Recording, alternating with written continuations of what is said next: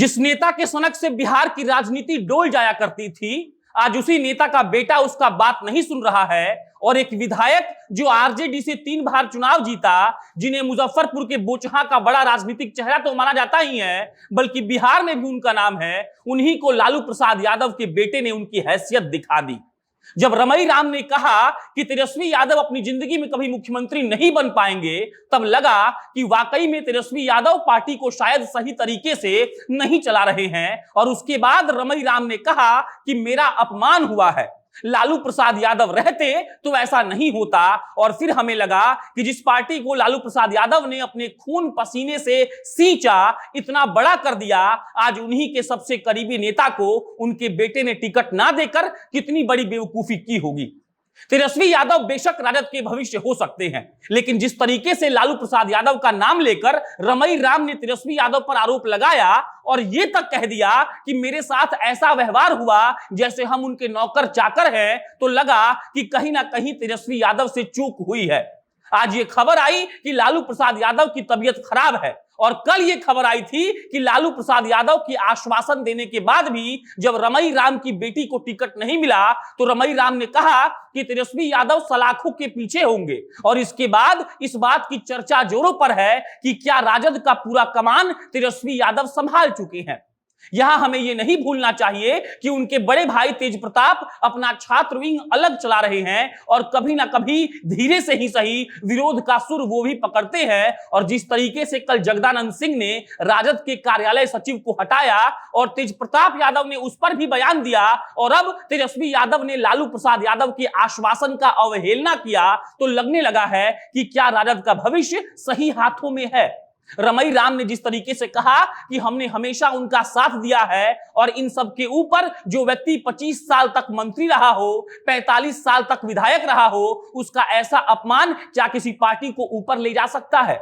अब नमस्कार, मेरा नाम प्रशांत राय है, आप जनता जंक्शन देख रहे हैं। तेजस्वी यादव, लालू प्रसाद यादव की भूमिका और राजद के भविष्य पर हम इस वीडियो में बात करेंगे। मुकेश सहनी के प्रकरण को अगर छोड़ दिया जाए तो हम यही सीखते हैं कि तेजस्वी यादव ने रमई राम को बेइज्जत किया है। रमई राम को जब लालू प्रसाद यादव ने इस बात का जवान दिया था कि आपकी बेटी को चुनाव लड़वाया जाएगा, और रमई राम ने कल मुकेश सहनी के साथ प्रेस कॉन्फ्रेंस करते हुए यह कहा कि मुझे बार बार बुलाया गया मिलने के लिए, यह भी कहा गया कि 21 तारीख को आकर सिंबल लेकर जाइएगा, तो आखिर तेजस्वी यादव ने ऐसा क्यों किया।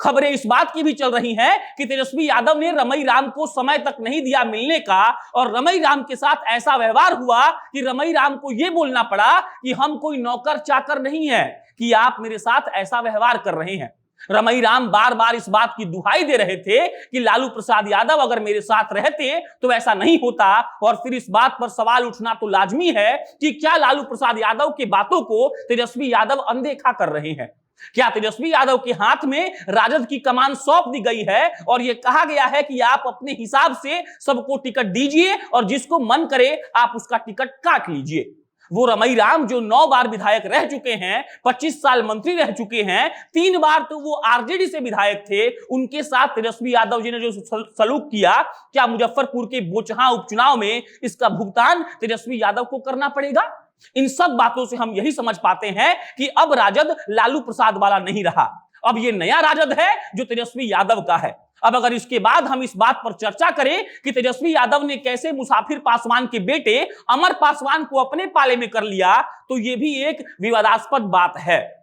ये बात पहले से तय थी कि मुसाफिर पासवान के बेटे को वीआईपी पार्टी अपने सिंबल पर चुनाव लड़वाएगी, और इसका ऐलान कहीं ना कहीं अप्रत्यक्ष तौर पर मुकेश सहनी कर चुके थे। और इसके बाद तेजस्वी यादव ने जिस तरीके से अमर पासवान को अपने पाले में करते हुए रमई राम को बाहर का रास्ता दिखा दिया, उससे यह सवाल उठ रहा है कि क्या तेजस्वी यादव धीरे धीरे लालू यादव के द्वारा बनाए गए नेताओं को दरकिनार कर रहे हैं। ये सब हो जाने के बाद रमई राम जब मुकेश सहनी के पास पहुंचे तो वो चुप नहीं बैठे। उन्होंने कहा कि तेजस्वी यादव कभी मुख्यमंत्री नहीं बन पाएंगे, और लालू यादव की अगर चलती तो मुझे आज टिकट मिला होता। रमई राम ने जिस तरीके से तेजस्वी यादव पर आरोप लगाया वो यही बता रहा था कि तेजस्वी यादव का व्यवहार अपने पुराने नेताओं के प्रति ठीक नहीं है। तेजस्वी ने अमर पासवान पर भरोसा क्यों जताया, रमई राम को क्यों दरकिनार कर दिया, इसके भीतर अगर हम जाएं तो हमें यह समझ आएगा कि मुसाफिर पासवान के बेटे के साथ भावनात्मक वोट भी जुड़ेगा और मुसाफिर पासवान सिटिंग विधायक थे तो कहीं ना कहीं उनके बेटे के जीतने के चांसेस ज्यादा है।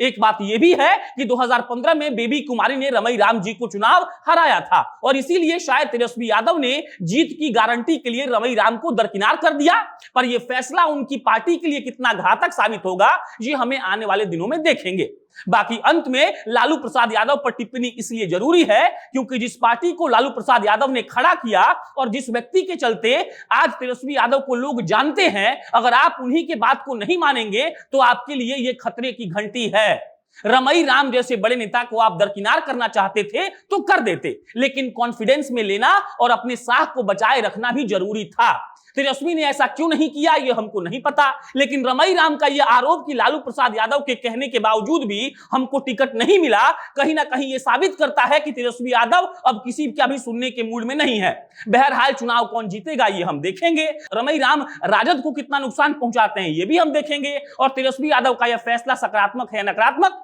ये भी हम देखेंगे। आप क्या सोचते हैं कमेंट बॉक्स में बताइए। मेरा नाम प्रशांत राय है, आप जनता जंक्शन देख रहे थे। बहुत बहुत धन्यवाद।